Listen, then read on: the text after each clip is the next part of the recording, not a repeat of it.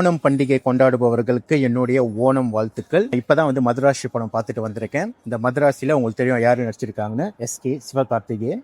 So சிவகார்த்திகேயனோட சேர்ந்து வித்யுத் ஜமான் நடிச்சிருக்காங்க, ருக்மணி நடிச்சிருக்காங்க, பிஜு மேனன் நடிச்சிருக்காங்க, மற்றும் பலர் நடிச்சிருக்காங்க. இந்த படம் எப்படி இருக்கு?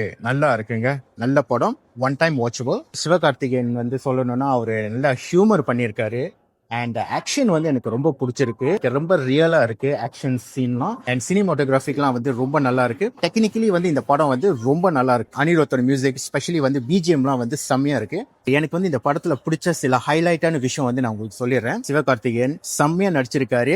உண்மையிலே வந்து அந்த ஆக்ஷன் சீன்ல வந்து லைக் அந்த மிருகத்தனமா வந்து சண்டை போடுறது அண்ட் ஆல்சோ அந்த ஹியூமர் பண்றது அதெல்லாம் வந்து ரொம்ப நல்லா இருக்கு. ரெண்டாவது விஷயம், இந்த படத்தோட வில்லன் வித்யுத், உங்களுக்கு தெரியும் துப்பாக்கி படத்துல நடிச்சவர் தான் வித்யுத் ஜம்மா. பண்றதுன்னு தெரியல. He's a real villain. வில்லன்னா இப்படிதான் இருக்கணும் வில்லன். அந்த ஃபைட்டு, காம்பேக்ட், நிஞ்சா அந்த மாதிரிலாம் பயங்கரமா ஃபைட் பண்றாரு. ஸ்பெஷலி அந்த ஓப்பனிங் சீன்ல வந்து அந்த ஃபைட் பண்ற சீன்லாம் வந்து செம்மையா இருக்கும். அண்ட் ஆல்சோ கிளைமேக்ஸ்லும் அந்த ஃபைட் ரொம்ப நல்லா இருக்கும். வந்து ஒரு சீன் வரும் எஸ்கேப் பண்ற சீனு, அப்படி ஏர்லயே வந்து புஷ் அப் பண்ணுவார் கைஸ்.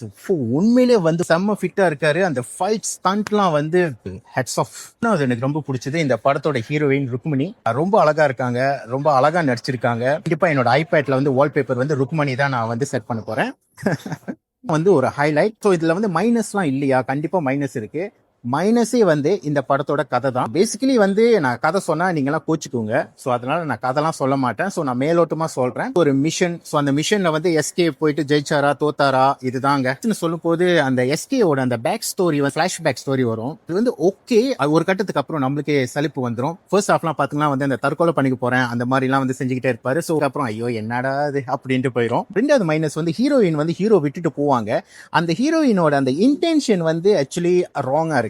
எனக்கு வந்து அது சரிப்பட்டு வரல. நான் வந்து ஏன் அப்படி சொல்றேன், நீங்க அந்த படம் பார்க்கும்போது உங்களுக்கு தெரியும். இந்த படத்துல வந்து அந்த ஓவரால் அந்த ஹீரோயினோட இன்டென்ஷன், அதுல வந்து ஒரு டைலாக் வரும், மத்தவங்களுக்கு போய் ஹெல்ப் பண்ணு, மத்தவங்க வந்து நம்ம ஃபேமிலியா நினைச்சு நம்ம போய் ஹெல்ப் பண்ண போகணும். ஸோ அந்த ஒரு இன்டென்ஷன் வந்து எனக்கு பிடிச்சிருக்கு. இன் ஓவரால் இது வந்து ஒரு லவ் ஸ்டோரிங்க. படம் பார்க்கறதுக்கு ஆக்ஷன் பயங்கரமா அப்படி இப்படி இருக்கணும் நீங்க நினைக்கிறீங்களா? ஆக்சுவலி வந்து இதோட படத்தோட ஃபுல் இதே வந்து லவ் தாங்க. ஒரு லவ்வுக்காக ஹீரோ எங்க வேணுமாலும் போவான், என்ன வேணுமாலும் செய்வான். விஷயம் தாங்க இந்த படம் மதராசி. ஓவரால் அந்த படத்தோட மெசேஜ்னு ஒன்று இருக்கும் தெரியுங்களா? Social message. அது வந்து கண்டிப்பா வந்து எல்லாருக்கும் போய் சேரணும்னு டைரக்டர் வந்து ஃபீல் பண்ணியிருக்காரு போல. ஸோ இதுதாங்க மதராசி படம். போய் பாருங்க, ஃபேமிலியோடு போய் பாருங்க. ஆக்ஷன் சீன்ஸ்லாம் வந்து கொஞ்சம் வயலன்ஸ் இருக்கும். ஸோ அதெல்லாம் நீங்க பிள்ளைங்க கூட்டி போறது கொஞ்சம் பார்த்துக்குங்க. ஸோ இதுதாங்க மதராசி. மீண்டும் உங்களை அடுத்த மூவி ரிவ்யூல நான் சந்திக்கிறேன். Signing off Karthik.